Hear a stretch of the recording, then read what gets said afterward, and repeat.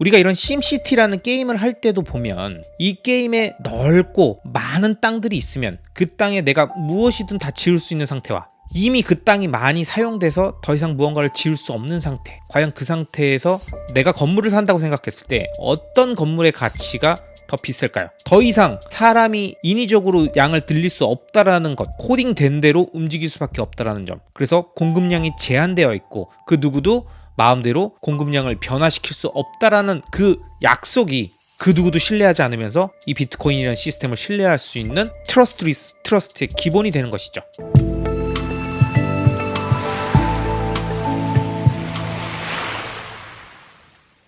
여러분 안녕하세요, 리스펙입니다. 이번 영상은 맘먹으면 언제든 복사할 수 있는 건 좋은 자산이 아니다 라는 내용으로 말씀드리겠습니다.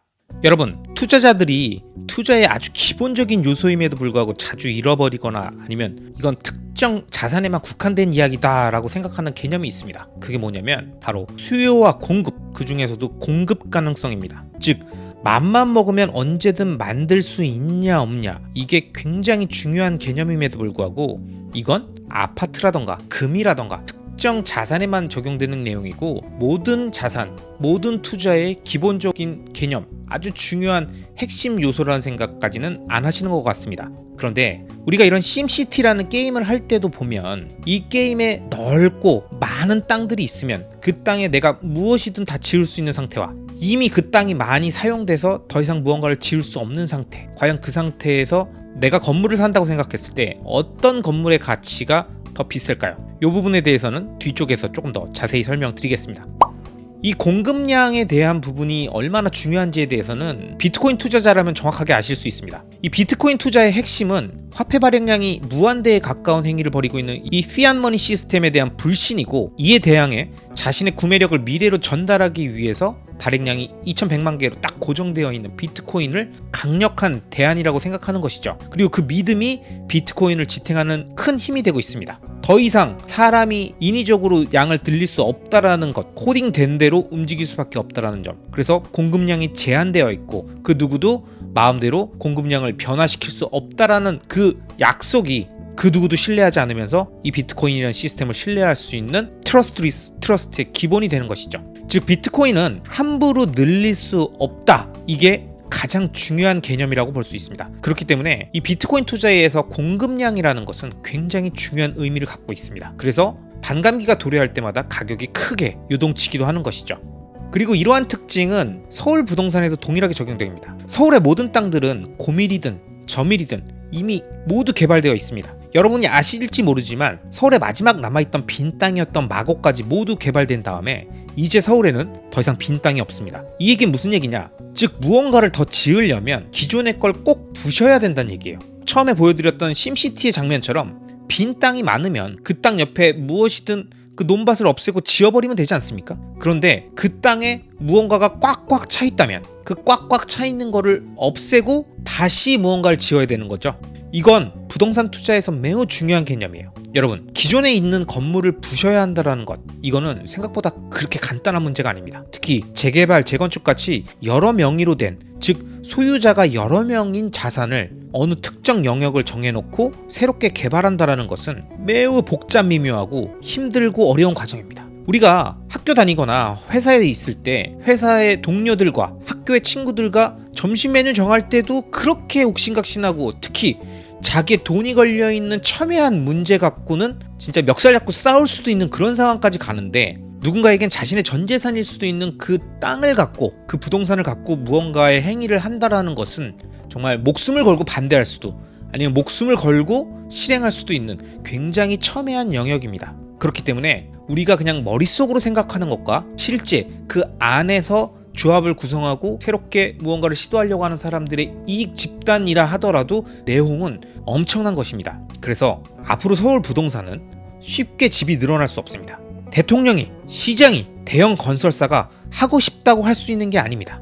이 개념을 정확하게 이해하셔야 됩니다. 야, 정부에서 많이 짓겠대, 270만원 짓겠대, 200만원 짓겠대, 이건 정부의 계획이죠. 야, 서울시장이 이렇게 하겠다는데?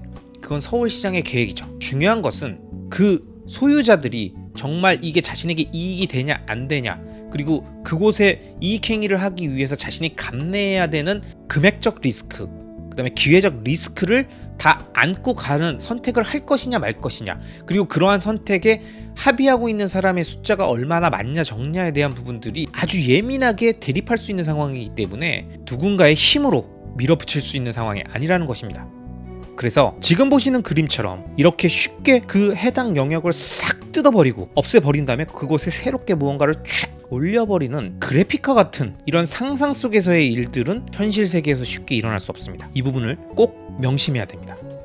하지만 반면 조금만 서울 바깥으로 나가보십시오. 아니면 혹시 여러분들이 집으로 가는 출퇴근길에 지하철이나 버스에서 밖에를 보셨을 때 빈 땅과 논밭, 비닐하우스, 공터 등이 보인다면 이건 굉장히 큰 잠재적 위험 요소입니다. 지금 보시는 그림처럼 내가 출퇴근하는 길에 아니면 내가 우리 집으로 가는 길에 이러한 빈 땅들이 널려 있다. 그렇다면 그 땅들은 언제든 우리 집과 똑같은 집을 빌라든 아파트든 어떤 형태로든 지을 수 있는 잠재적 위험 요소라는 얘기입니다. 비트코이너들이 싫어하는 누군가가 임의로 화폐 발행량을 늘리는 것과 같이 이 공터들은 언제든 내 옆에 부동산 공급을 마음대로 늘릴 수 있다라는 얘기이기 때문입니다.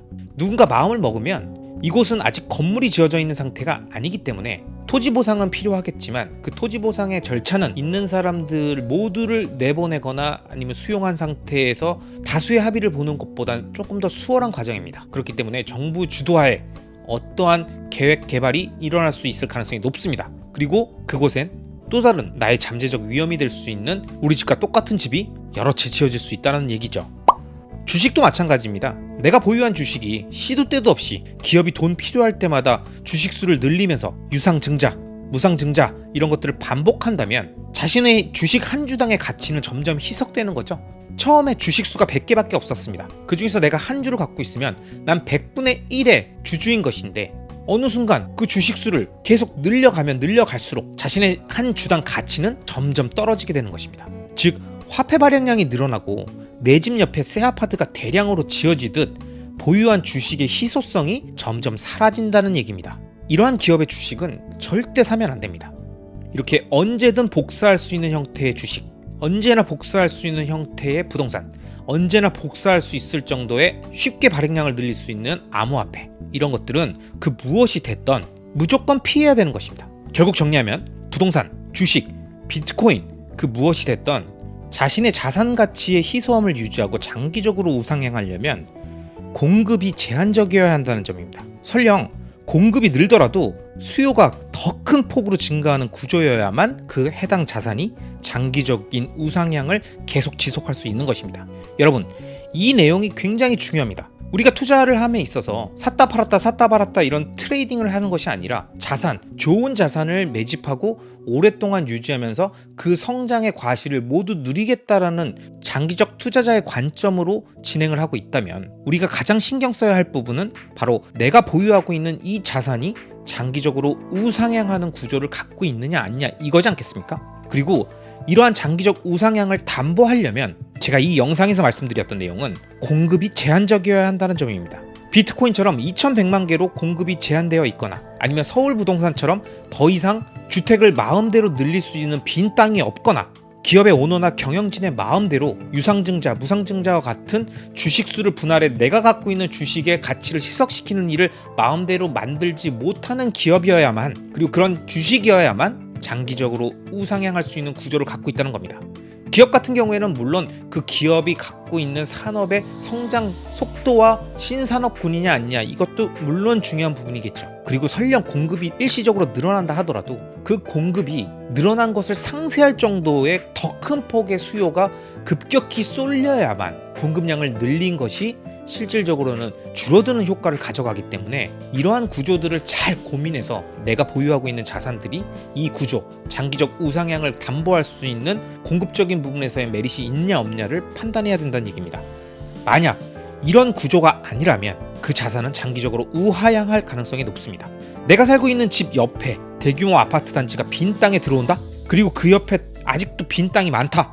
근데 그 땅에는 일자리, 즉 기업의 사옥들이 들어오는 업무단지 개발은 없고 계속 주거단지만 지어지는 구조다? 그럼 그 부동산은 장기적으로 불안 요소를 안고 있는 거예요. 그리고 전 이런 부동산을 매우 싫어합니다. 그래서 이런 부동산을 절대 보유하지 않고 있습니다. 정부가 마음대로 언제든 정치인의 의도대로 화폐 발행량을 증가시키고 마치 자신이 선심 쓰듯이 돈을 나눠주면서 포퓰리즘을 시연하고 있다? 그 나라의 화폐와 그 화폐로 거래되고 있는 자산은 장기적인 불안 요소를 갖고 있는 겁니다. 이게 전 세계에서 일어나고 있는 피앗머니 시스템의 아주 구조적인 문제점이고요. 이러한 문제점을 해결하기 위해서 비트코인이라는 대안을 찾은 겁니다. 그런데 여기서 또 새길로 빠지는 분들은 비트코인과 유사하다면서 다른 암호화폐, 알트코인을 찾아갑니다. 그런데 이런 암호화폐가 피앗머니와 똑같은 방식으로 발행량을 무한대로 가져가고 언제든 마음대로 그 규칙들이 변경될 수 있는 시스템이라면 저는 이러한 화폐 시스템, 그게 암호화폐든 피앗머니 시스템이든 이런 것들을 좋아하지 않습니다. 그리고 이곳에서 자유로울 수 있는 유일한 대상은 비트코인밖에 없다는 점을 다시 한번 강조합니다. 신사업 자금이 필요하다면서 채권 발행은 안 하고 지속적으로 신주만 발행해가지고 주식수만 늘리는 기업과 경영진이 있고, 그렇게 해서 늘어난 주식 자금으로 제대로 된 사업도 성장시키지 못하고 있는 종목이 있다. 그렇다면 그런 주식엔 절대 투자하지 말아야 됩니다. 내 자본을 갖고 잠식시키고 있는 상태일 수도 있습니다. 내 소중한 돈을 그들에게 깔아주지 마십시오. 기업이 속해 있는 산업 자체가 폭발적으로 성장하는 장기적 우상향 구조를 산업적으로 가지고 있으면서 유상증자나 무상증자와 같은 내 주식수를 희석시키는 행위들을 절대 하지 않으면서 재무 건전성을 가져가는 구조, 또는 채권을 발행해도 채권이 인기 있게 저리에 발행될 수 있는 그런 회사, 이런 회사가 좋은 회사입니다. 그리고 그런 회사의 주식을 보유해야만 장기적 우상향을 담보할 수 있습니다. 위에서 언급한 사례들을 보면 우리가 어떤 자산을 모아가야 되는지를 명확하게 알 수 있습니다. 그리고 저는 위에서 설명드렸던 내용들이 실제 제가 하고 있는 투자의 핵심 내용이기 때문에 이 부분을 다시 한번 강조해서 말씀드립니다. 여러분, 함부로 공급량을 늘릴 수 없는 구조를 갖고 있으면서 가능하면 아예 그런 구조가 불가능한 자산, 그 자산이 진짜 좋은 자산입니다. 여러분, 다시 말씀드립니다. 함부로 공급량을 늘릴 수 없는 구조를 갖고 있으면서 가능하면 아예 그게 불가능한 자산, 그 자산이 진짜 좋은 자산입니다. 우리는 이렇게 장기적 우상향 구조를 자물쇠로 잠가서 묶어주고 그것을 해하려고 하는 행위들을 불가능하게 만들어줄 수 있는 그런 자산, 그리고 그런 행위들을 하는 것을 구조적으로 굉장히 어렵게 만들어 놓은 자산이어야만 우리의 구매력을 미래로 확실하게 전가시킬 수 있고 우리의 자산을 불릴 수 있는 것입니다. 여러분, 저와 같이 장기적 관점을 갖고 좋은 자산을 매집해 나간다고 하시는 분들에게는 하나하나 좋은 자산을 발견하고 그 자산을 검증한 이후 그 자산을 내 포트폴리오에 편입한 이후에 매집해 나가는 그 긴 과정에서 이러한 요소들을 검토했을 때 충분히 가능성이 있는지 아닌지를 꼭 따져보시는 것이 나중에 먼 미래에 자신이 생각했던 그 빅픽처대로 흘러갔느냐 아니냐를 결정지을 수 있는 매우 중요한 요소이기 때문에 이 영상을 통해서 이렇게 강조드렸습니다. 이번 영상은 여기까지입니다. 영상이 마음에 드셨다면 구독과 좋아요, 알람 설정 부탁드리겠습니다. 감사합니다.